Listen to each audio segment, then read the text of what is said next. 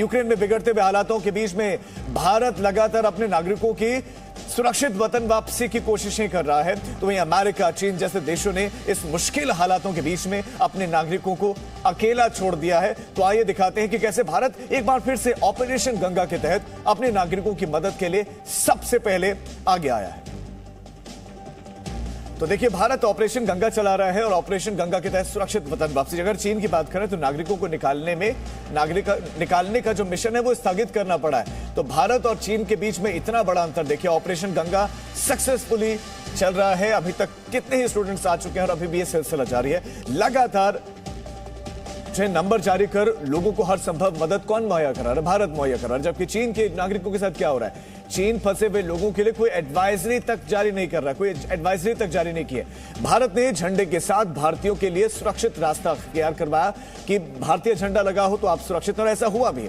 चीन की बात करें तो चीन के नागरिकों पर लगातार हमले हो रहे हैं यूक्रेन में, जबकि 4 मंत्री यूक्रेन के पड़ोसी देश अब जाने वाले हैं। ये भारत की स्ट्रेटजी है और भारत भाग्य विधाता इसीलिए कह रहे हैं। भारत की साख का अंदाजा आप लगा सकते हैं। अमेरिका की बात करें तो अमेरिकी नागरिकों को निकालना संभव नहीं है।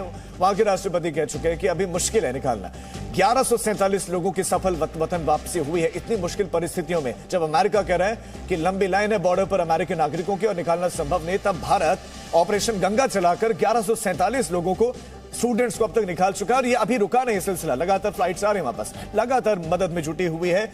देश की मोदी सरकार लगातार मदद में जुटी हुई है, भारत सरकार। जबकि ब्रिटेन कह रहा है यूक्रेन में फंसे हुए लोगों की अभी मदद हम नहीं कर सकते हैं। तो यूरोपियन यूनियन, अमेरिका, चीन, ये सब अभी इस स्थिति में भी नहीं है कि ला सके, मदद तक नहीं मुहैया करवा पा रहे। लेकिन सिंधिया, रिजिजू यूक्रेन के पड़ोसी देश जाने वाले।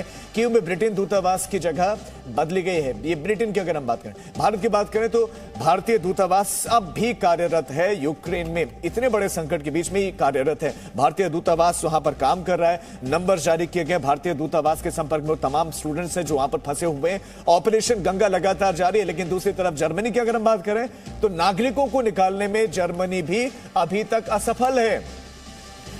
भारत कीव में भारतीय दूतावास वहां पर अभी कार्यरत है, जबकि कीव में जर्मन दूतावास बंद हो गया है। जर्मन दूतावास चल नहीं रहा है। जर्मनी के जो नागरिक वहां पर हैं वो परेशान है, फंसे हुए। आप एक तस्वीर देखिए, ये तस्वीर कितनी अच्छी। पहले तो आप ये उन चेहरों को देखिए जो अब जाने वाले हैं, जो पड़ोसी देशों में जाएंगे, जो यूक्रेन से सटे हुए जो देश है। हरदीप सिंह पुरी, किरण रिजिजू, वीके सिंह और ज्योतिरादित्य सिंधिया जब फ्लाइट्स आई, और उसके बाद आपने इनका देखा होगा कि जो स्टूडेंट्स वहां से लौटे, जो नागरिक वहां से लौटे, उनसे जो इंटरैक्शन करते हुए। तो ये 4 विशेष दूत हैं ऑपरेशन गंगा के। ऑपरेशन गंगा नाम दिया गया इसको। आपको याद होगा कि अफगानिस्तान में क्या स्थितियां उत्पन्न हो गई थी, लेकिन उसके बाद भी सकुशल भारतीय नागरिकों को वापस लाया गया। उसके बाद अब देखिए, यूक्रेन में इतने मुश्किल हालात हैं, लेकिन उतने मुश्किल हालातों में भी जो भारतीय नागरिक हैं, सिर्फ भारतीय नागरिक हैं, वो अपने मुल्क वापस लौट रहे हैं। लेकिन दूसरे देश वहीं चिंतित हैं कि कैसे उनको निकाला जाए। वो असहाय महसूस कर रहे हैं, लेकिन भारत ऐसी स्थिति में नहीं है। Presenting B News app available on Google Play and App Store. Download it now.